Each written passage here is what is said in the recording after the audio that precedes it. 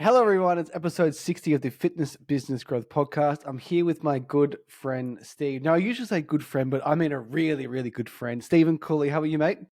Hey, Jamie. Thanks for having me, mate. What a privilege this is to get on the Fitness Business Consulting podcast. I'm excited. Mate, you know what was interesting? I think you may have been the first ever person on the Break-Thru Active podcast. Or was that Mark Barber? I think I was actually, I don't know. I think in regards to the one-on-one chats, I think it may have been the guy. Oh, yeah. The first episode would have been just me and Mitch intro, and then you were our first guest on. So, guys, for those that don't know, me and Steve are fantastic friends. Steve is also the head trainer of Break-Thru Active. But I guess before we talk about how Steve ended up being our trainer, we should talk about how I met Steve. And that was at a poker table. So I was a massive fan of poker growing up. And when I was growing the gyms in 2015, I was so into health and fitness. I thought, where's the most unhealthiest place I could possibly go to not talk about fitness? And it happened to be Curry Bowling Club with some Australian Poker League. I was also at my unhealthiest then, mate, back in 2015 as well. I saw you roll up with a moon boot on, and I thought, who's this guy? And at the time, I was probably rolling up with 2 plates of Chinese dinner at the same time. Yeah, I had a client called John, a PT client. So I was a PT back in the day. And then John said, "You ever played poker?" I went, "Yeah, I used to play growing up, Texas Hold'em with my dad." He said, "Real poker." And then John said, "Mate, I'm a state champion." And I literally thought he was Phil Ivey at the time. I was like, "State champion? How did you accomplish that?" And for anyone listening at home, I actually came second at a state championship. Steve was on the rail cheering me on. That he did. I don't know. I don't know. It was one of those days. I thought it was yours for the taking that day. Mate, I pushed pocket twos into kings and thought I was the man. I still remember it too. I still remember it vividly. But yeah, mate, you did well. You did well. But the reason why I bring up the poker story was I go out of my way to not talk about the gyms when I'm not at the gyms. And the truth is I don't want my friends joining. That was the truth at the time, because I thought, bank details, card details, they're going to cancel eventually, to whom it may concern. And the friendship was always way more important than getting you down to the boot camp, right? Yeah. But you and your current partner at the time, you're looking to lose some weight. And we were running a 21-day challenge for $21 a long time ago. Yeah. And Steve said, "Hey, Jamie, after 2 plates of Chinese, what's this bloody 21-day challenge you got going on?" Yeah. Mate, fun fact, actually. Prior to the 21-day challenge, you said to me, just come down for a session. I said, I'll be there. What time? And you said, 4:15. I said, okay, no dramas. And I remember, I still tell the story to this day. I rolled down there with a group of 50-year-old women thinking, how good is this? I said, I'll be righty. I'll be sweet. And they were just running rings around me. I remember you saying, just slow down, mate. Just slow down. And I saw that look 100 times, mate. So, like, obviously we help gym owners, but don't forget for 1 second, I've run 10,000 sessions. Like, I know what happens in that first workout. Yeah, I was adamant that I could go bull at the gate. And 10 minutes later, I was like, shit, should have listened. And so it was pretty cool. Steve was 140 kilos at the time. And I think over a 12-month period, you lost close to 40 kilos. Is that correct? Yeah, close to it, mate. I think it was about 35. I dropped in that period of time. I was a man possessed.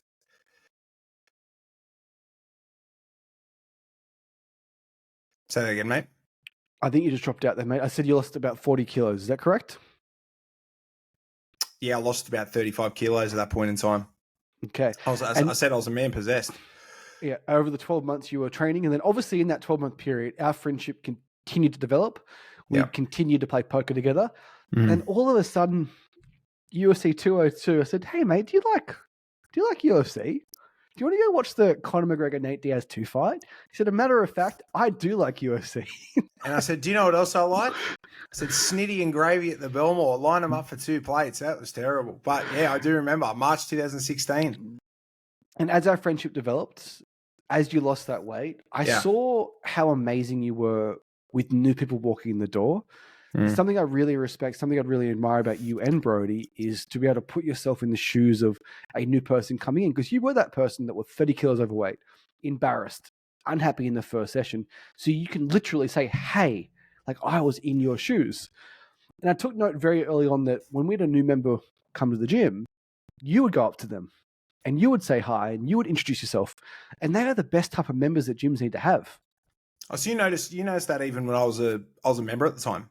100%. Like, Yeah, okay. and I used to really respect you and Brody doing it because, like, you would literally sacrifice your first workout. You would sacrifice your workout, be the first person to put your hand up, to pair up with the least fittest person in the room on their first session, and just help them through that, right? It's going to be okay. Like, you wouldn't believe how bad my first session was.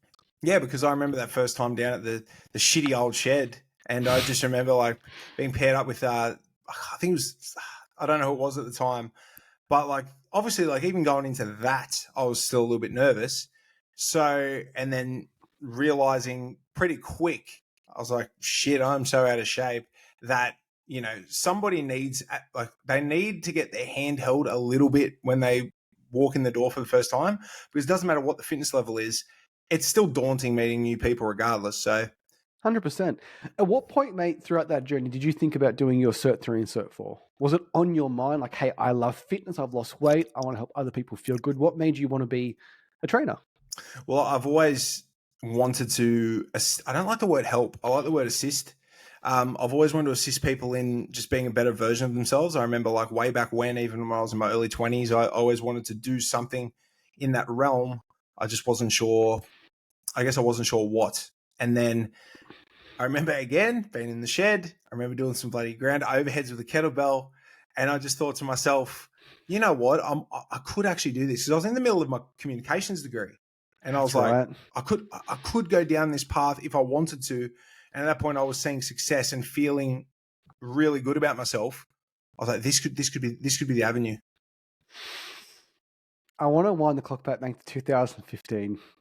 It's hard for me to have a discussion with gym owners today and to help them understand the level of excitement in Curry in 2015 for our little old boot camp. So it went from nothing to 509 members in 12 months. And I say that proudly. I also say that I couldn't do it today because it's a different world, different climate, but like the level of excitement, the level of what is this group training? Mate, I famously quoted once on a podcast with you. I famously quoted that it was similar to the Beatles coming to coming to Australia for the first time. So if you want to YouTube that, like the Beatles 1965, them touching down in Australia, similar, like still very, very similar. Like it was just pandemonium in Curry. What I haven't shown in this podcast either too, mate, is Curry is a small town. It's fair to say that it's a couple of years behind the time. Fair to say it's a very conservative town. It's a manly town, coal mining town. And about 97% of the town thought me and Mitch were in a sexual relationship. And I think they all just wanted to support us. I still question it to this day. I still think like getting married is just a cover up, but we haven't lived together for a while now. Yeah, I know. It's been a little while, but mate, in all honesty, Curry 2015, it was pandemonium. Lang Street was absolute. Was it Lang or Barton it was on? It was started at Barton and went to Lang Street. But when we opened the commercial building on the main road, the complaints we got for parking. It was flooded. It was terrible. We used to get our members to run across the road, cross the pedestrian, and we'd have 40 people arrive at 5:15, 40 people arrive at 6 a.m, and we'd hold up traffic. It was laughable. I had to park at Head and Greeter once and jog up. Unbelievable. I remember we had a 21-day challenge running. It was like the third one ever, I think. Yeah. And it was like we used to run sessions at 4:15, 5:45. And we had like maybe 50 people at 4:15. We had to run sessions upstairs, downstairs, outside. The dungeon. What people don't realize is at 4:15, when 50 were leaving, the next 50 were arriving at 5 p.m. Nuts. It was like fucking Pitt Street. Yeah, it was wild. When it was peak Curry, peak at Curry in 2015, it was like a rave party. It was out of control. I thought. Speaking of the rave party, me and Mitch could throw a community event that involved lots of alcohol. Yeah, I had some good times. I've had some good times out at Curry. Many headaches on a Sunday morning, that's for sure. But it was a good time, that's for sure. It was. So, mate, you had the thought, I'm doing my Cert 3, I'm doing my Cert 4. you saw us opening up new locations. Do you remember the first chat we had about it? Or was it like, did I ask you? Did you ask me? Was it at a poker table? What kind of happened? I forget. You asked me in the dingy corner of the Bellbird Hotel, mate, at a poker night. They had this like little like offset part, and it was like somewhere that you'd probably go to hook up with some person out out of Melbourne. And here we are talking. Oh, do you want to do your cert 3? And I remember saying to you, I need to get fit first, because I need members to look up to me. I can't be on the same. Yeah. I need that. I can't. You were still, they can't. you were training like a madman then, but you hadn't lost weight yet. And then I remember doing your Cert 3 and Cert 4. That was when your weight loss journey started, so you can be an example. Yeah, and that's when I really became the man on the mission. I was just like, it just gave me, I guess, a goal, and like a real goal to like do something that is of some assistance to the community. And I was just like, well, let's go. And that was it. Rest is history. So you became qualified. You watched me shadow some sessions. You ran your first sessions. What was that experience like for you? Because you're a pretty confident, outgoing person. Like, how did you feel in that first session? How did you feel just in general, really?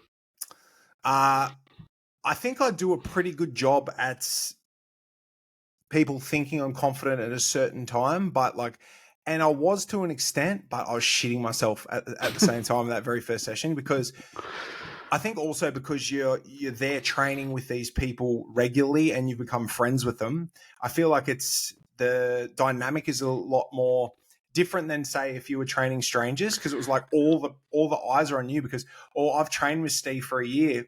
Steve's doing this now. So I was like, shit, I felt like I just had a lot to live up to at that point in time. But in comparison to my first session, like looking back on my first session, man, it's just like apples and oranges and to what it is now. And I think you were replacing Paul McCartney and John Lennon, of course. Hard shoes to fill. That's exactly right, mate. It's very, very tough. I thought, man, like if I've got to get in and be the George Harrison or the Ringo Starr, mate, I've got to pick up my game here. So you've been on the journey with Mitch and I for so long now. We've made plenty of mistakes. We've gone through lots of changes. And the biggest one was taking our little old boot camp and effectively opening a commercial facility, then opening up more commercial facilities in Newcastle. And what people don't realize, I say this all the time, but I want it to sink in. Like, we opened up a gym together, March 23, 2020, Break-Thru Active Cardiff, the day of COVID. And leading up to that day, like me, you and Brody and Mitch spent weeks and weeks flying back and forth from Bunnings to get paint, to get ladders, to get it set up, to put the equipment in. All of a sudden, day before, 10 p.m., I couldn't believe it. I still don't believe it. I still remember the feeling, mate. I still remember at that point in time, I remember that day I was running sessions at Pioneer Hall at Wallsend. That was the block of sessions I was running. And community at that point, hall, 256 members in 6 months, by the way. And then after the sessions, we were like, let's catch up at Cardiff at 9 o'clock or whatever it was. And I just remember we just sat there and just in disbelief. And then I remember there was a period after that where yourself, Mitch, and Brody were like, we got to go do this. Let's meet up again in something or other. And I had nothing to do at this point in time. So I was just laying on the floor, just like, well, shit. Like, what do we do? Like, what happens now? It was just a wild time. So we opened the gym that morning. It was Monday the 23rd. We ran morning sessions 5:15, 6, 6:45, 9:30. Notoriously, I was in a dirty mood that morning. What should have been a big celebration, I was fuming. And we pivoted online very, very, very quickly. But that wasn't the worst one, mate. It was the next lockdown. It was the October lockdown. That was bad too. Yeah, because at that point, you couldn't do anything, right? So we had to provide the training at home on Zoom. And thankfully, to this day, Wall of Fame of members really supported us, really got behind us, which I'm always, always grateful for. But the next lockdown is people could train, but they could train in a one-on-one environment. And I'm sure you remember, Steve, that we pivoted very quickly. We ran 15-minute one-on-one sessions back to back to back to back to back, 6 a.m. to 11, like 3 till 7 p.m. And we got through 60, 70 members a day. And it was just me and you, mate, for 8 weeks straight, And more importantly, we had to fucking roll the bikes outside. We had to put the Man, that's dumbbells wild. outside. We had to put up, what are those fucking things called? We had to put gazebo. gazebos. And it then flew away. the wind tunnel would come through and just, it was, oh man, it's almost laughable to think back on it. Yeah. I still make a joke now, like talking about it, saying that like one time I had to hold the gazebo down and it was still pulling me, like it was still pulling me out. I felt like Mary Poppins. I was about to like fly away, but that was a wild time, mate, because I remember the days were long, the days were hot, and I remember like when we got to about 8 o'clock, like 8 o'clock onwards to about 8 to 11, by that time the sun was beaming, and even in the Arvo it was beaming, and by that time we were just delirious by the end of the day. 100%. Yeah, like we were just talking any old shit just to get us to 7 o'clock. And this may surprise you, mate, but I never had drunk coffee, ever. Prior to that. Prior to that, I started slamming it to get through it, and we just do coffee runs. It started at 1 a day, then 2 a day, then the coffee runs turned into hot chockey runs. The 7-Eleven cup tower, like on the wall. Yeah, I remember it vividly, mate. It was call me crazy, even though it was I shouldn't say a bad experience, but like even though it was a very wild time, it was something that I look back on with actually fond memories. Yeah, there's something about it was just so different. Hard times for people that bring you closer together. Say that again, mate. Sorry, you cut out. Yeah, you cut out, mate. I was saying there's something about going through hard times together that brings people closer together. Yeah, 100%. Because like at that period in time, I'm sure like Mitch and Brody would have a similar sort of feeling and vibe, but a bit different to us because they went through it together. You know what I mean? And we followed the rules to the letter of the law. So me and Steve were just at Cardiff, Brody and Mitch were at Adamstown, and we didn't want to go to each other's gyms in case one of us had COVID. At least at one location could stay open. We wouldn't be spreading it around to all our members. No, that's exactly right, mate. And yeah, it was just a I don't know, man. As I said, wild time, but something that I look back on vividly as well. Yeah. It was a good time. When I made our super cute promo video, mate, 7 years now we've been working together. 7 years. Such a long time. Like flies by, mate. A lot's changed as well, but yeah, it's Mitch is a dad. You're a dad. I'm trying to be a dad. Yeah. So it's super interesting. It's completely different to drinking Grey Goose vodka, playing beer pong down in the dungeon at Lang Street Curry. That's for sure. Mate, that's how successful Curry was. We were buying Grey Goose vodka. What? Unbelievable. Not even Smirnoff. We're bloody playing with Grey Goose. That's crazy. So, mate, the topic of this podcast really is about friendship and business. We've just covered the journey. And it's a really interesting topic, right? Because you often hear, don't go into business with friends, don't work with friends, it'll ruin the friendship, it'll ruin the relationship. And I can say over the last 7 years, if anything, our friendship's gotten better. My relationship with Mitch has gotten better. And same as yours with Mitch. So, mate, from your point of view, like how have we, because I've got my kind of ideas of how I think we've done it. How do you think we've done it so well? Because I can't remember a time, mate, where we've had an argument in the last 7 years. I really can't remember any time where we barely had an uncomfortable conversation. Yeah, I actually don't know how we've done it that well. I just think I think maybe to a sense, like right at the start, we probably had a chat somewhere along the way that will just like, okay, well, when it's work, but when it's play. But at the same time, usually when you deal with people that aren't your friends, it's a little bit different. I think with your friends that like you can probably still have that. I think just you have that confidence to express things that you might not be overly confident expressing with somebody who isn't your friend. So in a sense, I feel like that's sort of worked well on our part. I think it's rooted in the deepest level of respect for each other. Yeah, I think so. Because at the same time, we both want each other to succeed.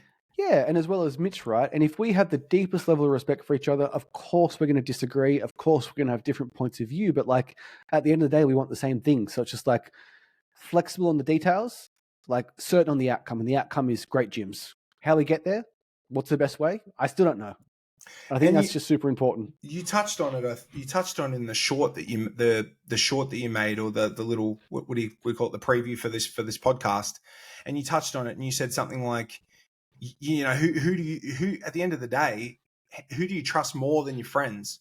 And like, it worked both ways. I think I'm like, okay, 100%. well, I trust Jamie Mish to do this, and you trust myself to do this. And Yeah. I just think that's exactly it. Yeah. And I think just the biggest thing too is what Mitch and I struggle with, to be honest, and I think we've gotten better at it, is you're different because you're inside Break-Thru Active. But when Mitch and I hang out with other people, we have to deliberately have that conversation. Hey, like before we enter this interaction, no work. Right. Otherwise, it's almost like it's 2-on-1 that me and Mitch are so close together. We're so bonded, 9 to 5, 10 years straight. Like if we're talking about the gym, the other person we're hanging out with would feel left out. So it's just almost like having different conversations with different people and deliberately not talking about the gym. A good example is Steve. I don't know if you've noticed, when we hang out with Kenny. So Kenny's the guy that was in all the photos for all the promos. He comes to all the UFC events with us. If Kenny asks me, how's the gym? Yeah, good, mate. And then I deflect. Straight away, I don't want to talk about the gyms with Kenny and you, like, because Kenny would just feel left out. Yeah, that's exactly right. And now that you've said that, I've actually, looking back on it, I actually noticed now, because there's been Think plenty about of times. how much time we spent talking about the gyms in front of Kenny. Not that often at all. Yeah, I want to talk about who Robert Whittaker's next opponent is. Like, how is his performance against Paul Acosta? Kenny beat Sean Strickland in Perth at UFC 305. Like, I didn't care about the gyms with you guys. Yeah, the interesting details, mate. All the interesting discussions. But no, Yeah. you're right, mate. I think you're right. I think at the end of it all, I think it just comes down to just having that respect for one another and having that trust. And I don't know, mate. I don't know how we separated it at the start. I really don't. There just would have been a chat, because I can remember like going into it in 2018. I remember having a chat similar, and it was just like, okay, like, how do we just be friends, and how do we separate this, and like, needing to get shit done. So there probably was a chat early on, and it's just sort of both understanding that, and then we just went, okay. Yeah, and the biggest thing is just like generally giving a shit about Brooke and Boston and your life outside of work, and vice versa. Like not like I'm not asking how are you because I want to care about the gyms. Like, how are you doing, right? I think that's really, really important too. And I think the other thing too is just not letting things fester. Like unspoken words just lead to resentment. And if you got a problem, fucking say it to my face. and vice versa. And I think that's just like being direct, open, honest. I think it helps so much with any type of relationship, particularly when like business and money's involved. That was something that I really struggled with early on. I think I really struggled with sort of being open and honest and about things, because you just get so used to like being in a work environment, and you're just like, oh shit, like I can't say that. Oh shit, I can't say this. Oh, I can't say that. And I think like including Brady as well, I think having that dynamic of friends has probably allowed the work environment to flourish more, because it's more of an open dialogue in comparison to just, okay, do this and you do this and you do this, and you shut your mouth and you don't say a word. You know what I mean? So it's just, it's the open dialogue's been key. I think we're like, I love the gyms and just the entrepreneurial side and just doing things that I love in general. Was my first ever work experience was at Centrelink. Yeah. I work for the Families Assistance Office. Need childcare rebate? I can probably help you out still. It was a terrible workplace, terrible environment, and literally everyone hated their job. And my last day there, mate, was February 9, 2012. Never going back. And that's that's my guiding. You still talk light. about that as like your biggest fear. Your biggest fear is like, I can't even imagine driving. Is going back to working at Centrelink. You talk about it all the time. I can't imagine driving in there for 45 minutes sitting in traffic, not enjoying sitting in traffic, to only get to a place where you don't enjoy it for 8 hours and then drive home in traffic and not enjoy that either. Like, that ain't living. No, it's not, mate. I think you have to, I think sometimes you have to separate, I guess, what's better for me financially or what's better for me in this way, with just simply just enjoying the gig, I think. But yeah, you talk about that all the time. It's your biggest fear is going back to Centrelink. You always say it's like your biggest driving factor, which is, yeah. I think you cut out there, mate. You You there? hear me, mate? Yeah, I'll clean this Yeah, up I'm still here, mate. post production. I No stress. yeah, and I think just like that, what you said, like the idea that like I fucking hate the word employee. I hate anything. Like we just work together for the gyms, right? Like we really do. I think, mate, I thought about this before I came on, actually. And I remember you saying to Dylan, like, I hate that. Like, I hate that term, right? I hate it. And I remember, like, I think that's worked well for me because from 15 all the way up till, I don't know, 15 all the way up to whatever, I feel kind of like I've never dealt well with the authoritative side of things. And someone saying, do this, like, just do this. And like, that's just like made me go, oh, I'm going to do it this way. I'm going to do it my way. But I think like having that open dialogue, it sort of fit me a bit as well. It's made me work more efficiently that way because it doesn't feel like there's no pointing fingers and there's no like dictatorship, if you will. Yeah, it's terrible. And the thing is, like I've made mistakes, you've made mistakes, Mitch has made mistakes, Brody's made mistakes, but at the end of the day, like people make mistakes. Like Has Mitch and Brody made a mistake?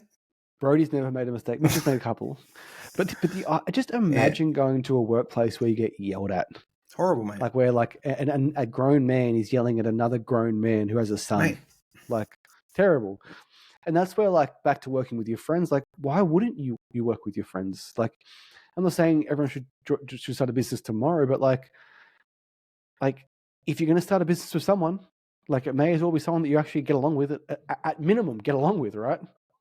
I think even when you're looking at working somewhere, you should be working with somebody that you get along with, because if somebody was screaming at me in the workplace, I'd be out of there day one. I'd be like, peace, see you later. And that's it. So yeah, man, I just think the dynamic has always worked well and it continues to work well today. And it's been going since 2018. And yeah, I sometimes think, yeah, it was so stupid too. Like when you work with friends, it helps you get through those tough days. Like COVID wasn't all sunshine and rainbows, and it was so stupid. But I remember it like it was yesterday.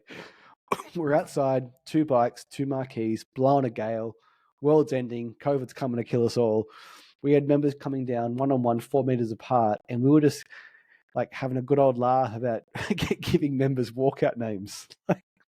Like Stephen Showtime Cooley. Oh yeah, I remember that. Yeah, I do remember. Like, what would your walkout song be? And just like when times are tough, you're having a shit day, it's always great to have a friend by your side just to laugh about how shit it is, or to just have a laugh in general. Do you remember that? Business and life should be enjoyable. Do you remember these ones talking about AstraZeneca?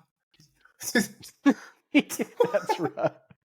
Because at the time, far out, this is unbelievable saying it, we had to get our second vaccination or our first vaccination by August 12, or I think it was maybe October 12. Yeah. And if we didn't, we had to close the gym. And unfortunately in Newcastle, Pfizer was out. Couldn't get Pfizer anywhere. So me and Steve signed up for the AstraZeneca, or AZ as it was called. And at the time, it's horrible to think that people were like having really severe consequences and like getting really sick from it. And all our members had Pfizer. Like, oh, you and Steve are getting AZ, are you? I said, yeah, we'll see you tomorrow, hopefully. It's just so stupid. I just remember like, and then from then on, we'd say to people that were getting the AZ, we'd be like, oh. It's so stupid. Anyway, so if anyone thinks that I haven't lived a day in a gym owner's life, like I have, and that was tough. It was really hard. It was a hard time. Even opening the gym up, we had 1 meter stations. We had like, remember that was so ridiculous. We had like 1 meter squares. We'd have a bike, we'd have a barbell, we'd have the kettlebells, we'd have the dumbbells. Yeah. We'd have everything required for that person to complete the workout, so they wouldn't have to leave that station. I do remember. I think about that. I think about this stuff all the time, mate. I still remember those pods. It was a wild time. It was a wild time, but it taught us a lot and it brought us closer together, I think. 100%.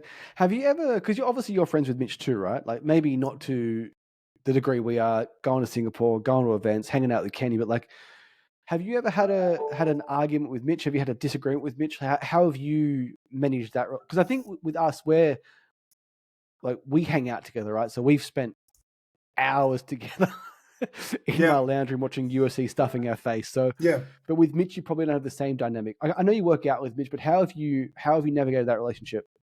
I don't think we've ever had an argument or a disagreement. I think because I think it's an open forum and it's an open dialogue between us, and I feel like also Mitch is very very easygoing and he's definitely the water side of things. And I feel like What side am I, mate? the fire, mate, fire and The water, fire. the fire and water. But no, we haven't really, mate. I think it's just we haven't had any disagreements or arguments. We've just had like different opinions on things. But rather than say I think this, it's almost been like a brainstorming thing to come to a collective like decision and agreement to how to move forward. Yeah, it's such a great way for employees and friends and staff. Just like let's hear Steve's point of view, let's critique it, let's shit on it, and let's see what good comes out of it. And that's kind of like when I talk to Mitch, mate, I brain dump like you wouldn't believe. Actually, I'm sure you do believe. Hey, Mitch, 9 p.m. at night, I got these 25 ideas. What do you reckon, mate? You're like shit. That one's okay. Like, and that's kind of how you get to what is the best way to do things. I think just having that open discussion and not getting your feelings hurt if someone disagrees with you. No, mate, I couldn't agree more. I think right from the get go, I think it's been pretty apparent that like you guys have always said, oh, like just say what you think. So it's been like, okay, but it's taken a little bit of time to get to that though. It hasn't always been, oh, hey, like I'm just going to start talking about this. It's gradually been a thing, and I think just over time, it's just resulted in the easygoing dynamic it is today.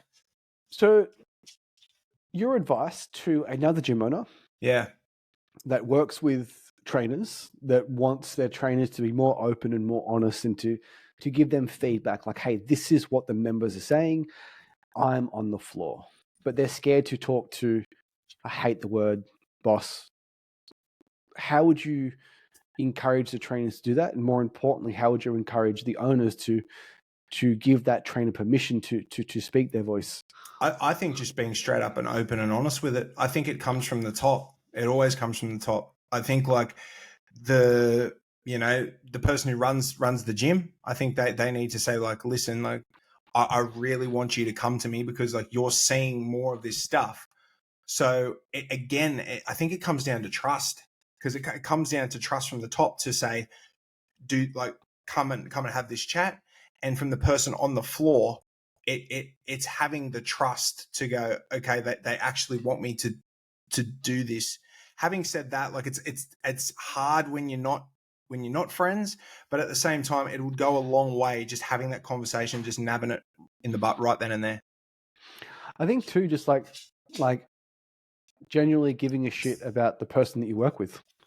Like not giving a shit about the people that are trialing your gym, and if the person's following up, like what is Steve doing on the weekend? Like what is Steve interested in? Like what is Steve like? What is Steve not like? Like the other thing too is me and Mitch have said it from day one. Like we want you guys to have fucking epic lives. Like if you want to have Thursday morning off because you have to go to a certain gym session that's jiu-jitsu or MMA or whatever the case may be, like tell us and we'll do our damnedest to make it work.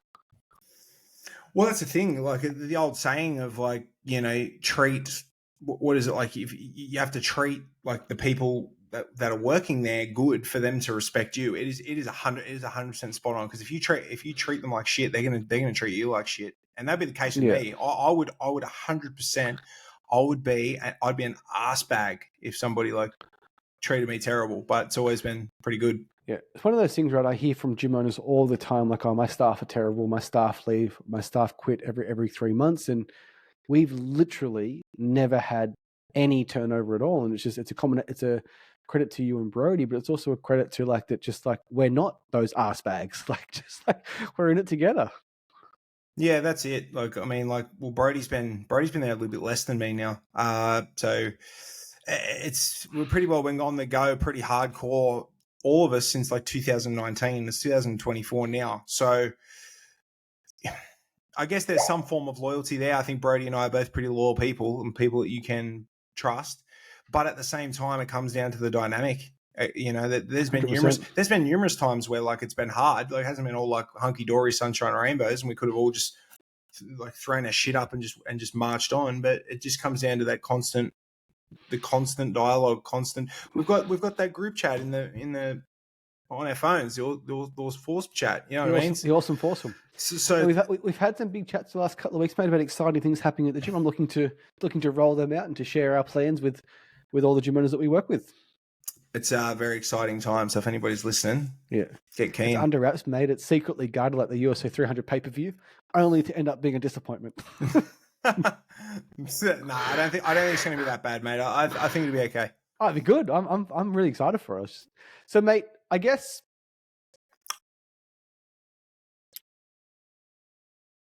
you're at my wedding, you're at my Bucks party, Perth, Singapore, Melbourne twice. For anyone out there who wants to start a business or who is working for a friend, what is your number one piece of advice to separate both relationships? Drop the ego. Drop the ego? Drop the ego. Can you expand on that? Well, I can put my hand up and say that at times I can be very egotistical. I can have a fuck you mentality, and I've always been that guy. Like, and it's something that I've sort of had to work on, and over time, just let that little bit go. Like, just let that little bit go, let a little bit go. And I think dropping the ego. So, like, you know, it's okay for somebody to say, "Hey, Steve, can you do this?" Like I think like it's a different dynamic with friends, right? Because at the start you could be like, "Oh, my friend's telling me he wants me to do it this way." You're like, I'm not listening to him. Blah blah blah blah blah. So it's hard to differentiate between, like, to separate that. But like, again, it's just all about dropping the ego. And I think as well, from yours and Mitch's end, it's also important that you drop the ego as well, and not just be like, do the dictatorship, the Hitler thing, and say like, instead say like, you know, we're doing this together.